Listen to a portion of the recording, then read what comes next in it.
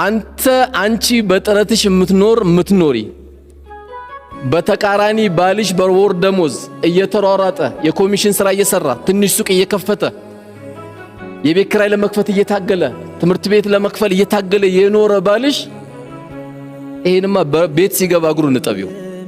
አንቺ ነሽ ትልቅ ባል ያለሽ። ከዚህ የበለጠም ዱንያ ላይ ትልቅ ሰው የለ። ሐላሉን እየከሰበ ዳቦ ይዞ የሚመጣ ባል፣ ሐላሉን እየከሰበ ዳቦ ይዞ የሚመጣ አባት፣ ሐላሉን እየከሰበ ቤተሰቦችን የሚመራ ወንድሜ፣ አንተ ትልቅ ሰው ነህ። ትንሽ ሆንክ እንዳይመስልህ።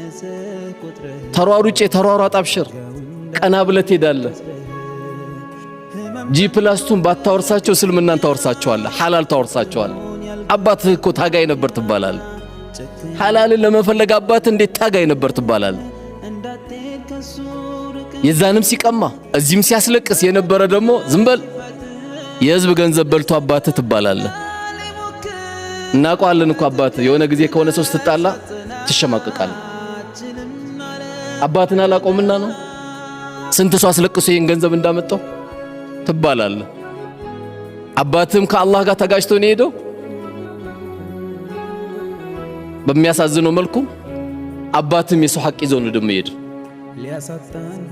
ስለዚህ ታግለን የምንኖር ሰዎች እየተፍጨረጨርክ የምትኖር ሰው አንተ ሁሌ እኮ ፊትህ ኑር ነው፣ ቀልብህ ኑር ነው፣ ሁሌ ደስተኛ ነህ።